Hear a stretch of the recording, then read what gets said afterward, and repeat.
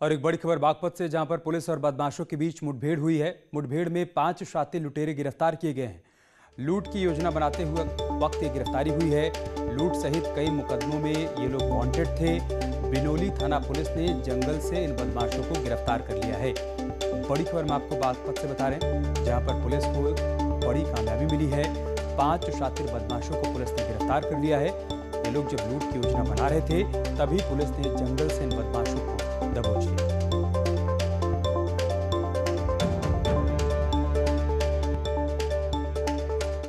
और एक बड़ी खबर जौनपुर से, जहां पर बोलेरो और बस में भीषण टक्कर हो गई है। हादसे में 3 लोगों की मौत हो गई है और 3 लोग घायल हुए हैं। सभी घायलों को हायर सेंटर रेफर किया गया है। जलालपुर थाना क्षेत्र में यह दर्दनाक हादसा हुआ है। हादसे के बाद की तस्वीरें हम आपको दिखा रहे हैं। यही वो बस है और बोलेरो गाड़ी जिनके आमने सामने की टक्कर हुई है और इस टक्कर में 3 लोगों की मौत हो गई है। 3 लोग ऐसे हैं जिनको गंभीर अवस्था में हायर सेंटर रेफर किया गया है। एक और बड़ी खबर कन्नौज से, जहां पर आगरा लखनऊ एक्सप्रेसवे पर बड़ा हादसा हो गया है। एक्सप्रेसवे पर एक कार दुर्घटनाग्रस्त हो गई है। कार में सवार 2 लोगों की मौत हो गई है। 4 लोग घायल हुए हैं। सभी घायलों को अस्पताल में भर्ती करवाया गया है। दिल्ली से प्रतापगढ़ जा रहे थे सभी लोग। इसी दौरान ये कार हादसे का शिकार हो गई और 2 लोगों की मौत हो गई है।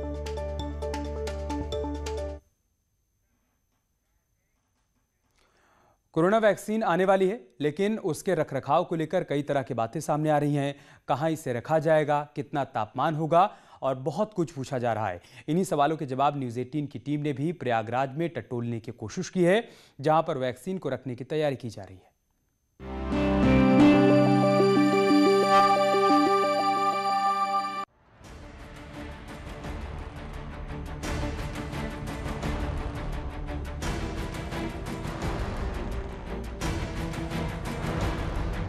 देश में जब तक कोरोना की वैक्सीन नहीं आ जाती, तब तक कोरोना का खतरा टला नहीं है। लेकिन कुछ कंपनियां जो भारतीय हैं, उनका ट्रायल तीसरे दौर में पहुंच गया है और अब इसके बाद तैयारी की जा रही है कि अगर वैक्सीन आती है तो किस तरह से उसको प्रिजर्व किया जाएगा। तो संगम नगरी प्रयागराज के भी जो अस्पताल हैं, वो अब इसकी तैयारी में जुट गए हैं।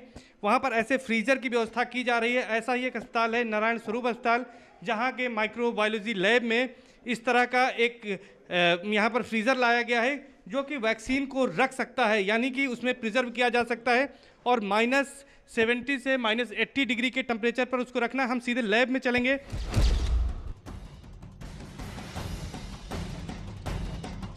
और ये एक्सट्रैक्शन रूम है। एक्सट्रैक्शन रूम में इस मशीन को यहाँ पर रखा गया है, फ्रीज़र को रखा गया है और हम अंदर चलेंगे और दिखाने की कोशिश करेंगे किस तरह से यहाँ पर यह फ्रीज़र रखा गया है और कैसे इसमें वैक्सीन को सुरक्षित रखा जा सकता है, क्या उसका टेम्परेचर होगा। तो आप इस फ्रीज़र को देख सकते हैं। ये काफ़ी बड़ा फ्रीज़र है और इसका इस समय टेम्परेचर 79.1 डिग्री सेंटीग्रेड है और इस फ्रीज़र की जो क्षमता है वो -86 डिग्री पर यह रह सकता है। और कोरोना वैक्सीन के लिए जो टेम्परेचर चाहिए वो -80 डिग्री के आसपास होना चाहिए।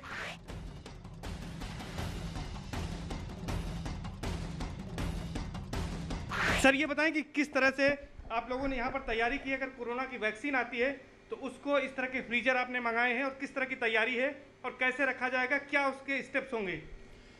इनिशियल ये जो फ्रीजर हैं वो -70 टू -80 डिग्री का एक और एक -20 डिग्री का फ्रीजर है, जो इनिशियल ये डायग्नोस्टिक लैब के तहत जो NABL के गाइडलाइन है, ICMR के गाइडलाइन है, उसके तहत ये मंगाए गए, जो कि इस कोरोना वैक्सीन आने के बाद उनके रख रखाव, उनके प्रिजर्वेशन के लिए बहुत ही हेल्पफुल होंगे।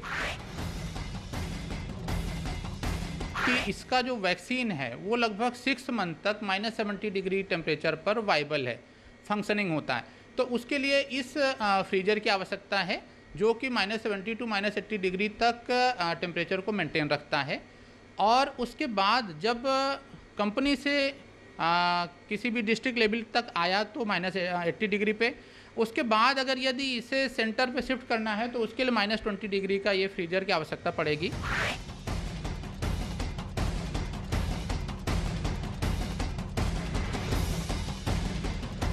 जब एक -20 डिग्री से निकल करके ये हमारे ड्राई आइस पैक में हमारे सब सेंटर पे जाएंगे जहाँ की पब्लिक को, हाँ बिल्कुल, जहाँ पे पब्लिक को लगाया जाएगा उसके लिए फिर 2 से 8 डिग्री टेम्परेचर पे रखना होगा और as early as possible vaccine को इंसान को जो है उसे लगा देना होगा। तभी कुल मिलाकर डॉक्टर साहब बात करें तो 3 चरण होंगे। एक चरण होगा कि जब वो मैन्युफैक्चर होगा, उसके बाद बड़े सेंटर्स तक आएगा, उसके बाद उसको छोटे सेंटर्स पे भेजा जाएगा, और तीसरा चरण होगा जो पब्लिक को लगेगा। ये माने हम? बिल्कुल बिल्कुल बिल्कुल, आप बिल्कुल उचित कह रहे हैं।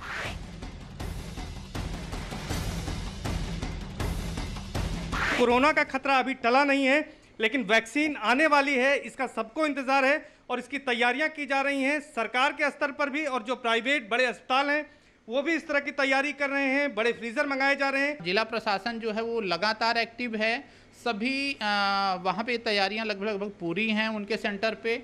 उसके साथ कुछ सेंटर पहले से, जहाँ के डायग्नोस्टिक लैब हैं वहाँ पहले से ये इस तरह के फ्रीजर वो लगे हुए हैं जो फंक्शन कर रहे हैं, और बहुत कह सकते हैं कि लगभग तैयारियां हमारे जिला प्रशासन, हमारे प्रदेश के लेवल पे वो लगभग हो रखी हैं कि जैसे ही ये वैक्सीन आएगा उनके रखरखाव का, उनको मेंटेन रखने के सारी चीज़ें मेंटेन की।